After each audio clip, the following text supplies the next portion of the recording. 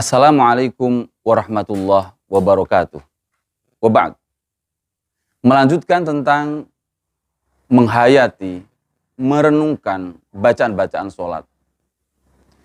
Tentu kita tidak perlu mendakwa diri kita bahwa kita mampu melaksanakannya 100% dengan baik, menghayati sholat kita dari mulai takbir hingga salam.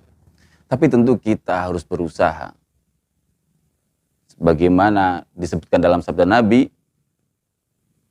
innama yuqbalu min sholatil abdi ma'aqala minha. Yang diterima, yang dicatat dari sholat seorang hamba adalah apa-apa yang ia hayati dari sholatnya. Mari kita urai dari bacaan takbir awal sholat kita. Allahu Akbar. Allahu Akbar, mengagungkan Allah Subhanahu wa Ta'ala.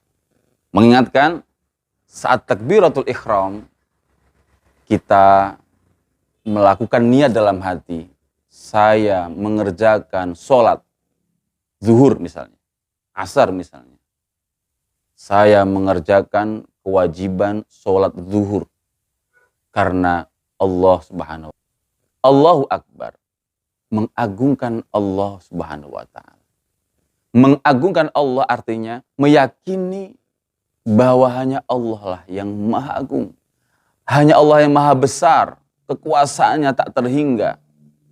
Kudrahnya tak terbatas. Allahu Akbar. Semua yang terjadi di dunia ini, apa yang kita lihat, semuanya tanpa kecuali, semuanya adalah atas kuasa Allah Subhanahu wa Ta'ala. Allahu Akbar. Artinya tidak layak siapapun kita untuk mengagungkan diri, untuk menyombongkan diri, untuk merasa lebih baik daripada orang lain. Tidak perlu merasa lebih baik daripada orang lain. Itulah takabbur. Itulah berawal dari kibr, merasa lebih baik daripada orang lain. Itulah yang dikecam Rasulullah SAW hingga Nabi bersabda, la yadkhulul jannah. Tidak akan masuk surga orang yang di dalam hatinya masih ada mithqal dzarratin min kibr. Ada meskipun sedikit. Meskipun satu zarrah, satu biji sawi min kibrin berupa sifat sombong. Sifat merasa lebih daripada orang lain. Tidak akan masuk surga. Ini artinya mari apa yang kita dapatkan, apa yang kita terima, entah itu harta, entah itu ilmu, entah itu fisik, jabatan, pangkat. Mari kita yakini itu dari Allah. Bukan untuk kita menyombongkan diri, tapi untuk menambah syukur kita kepada Allah Subhanahu wa Ta'ala. Allahu Akbar untuk mengikis takabur dalam diri kita. Allahu Akbar untuk meruntuhkan takabur dalam hati kita. Dalam hadis tadi, mendengar bahwa kesombongan itu sangat berbahaya dan pemiliknya tidak akan masuk surga.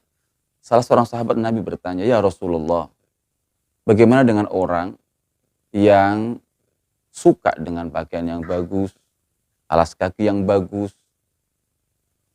Apakah ia sombong ya Rasulullah? Lalu Nabi menjawab, innallaha jamilun yuhibbul jamal. Allah maha indah. Allah maha indah dan Allah menyukai keindahan. Apa yang indah, apa yang bagus, Allah menyukai itu. Itu tidak berarti menunjukkan kesombongan. Bisa jadi banyak orang sombong dengan pakaiannya, dengan alas kakinya, dengan hartanya. Banyak. Tapi tidak mesti. Tidak pasti. Karena hal itu bisa dijadikan orang tersebut untuk tambah bersyukur. Untuk menunjukkan, ya Allah, inilah nikmat yang kau berikan kepadaku. Nabi lalu berkata, al-kibru batarul haq wa ghamtun nas. Wa fi riwayatin wa ghamsun nas. Sombong itu, kibr itu adalah menolak kebenaran. Mengetahui hal benar, tapi ia menolaknya. Karena gengsi, karena sombong. Ya mungkin karena hartanya lebih banyak daripada yang memberi nasihat. Mungkin ia lebih pandai, titelnya lebih banyak daripada yang memberi nasihat. Bisa jadi dia lebih tampan, lebih cantik daripada yang memberi nasihat. atau keturunannya lebih tinggi derajatnya daripada yang memberi nasihat. Batarul haq, menolak kebenaran. Itulah sombong. Dan wa ghamtun nas, merendahkan orang lain.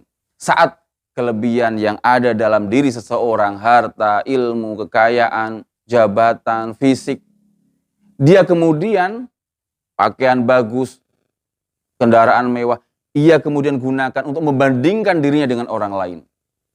Membandingkan dirinya dengan orang lain. Sehingga kemudian ia mengatakan dalam dirinya, aku lebih daripada ia.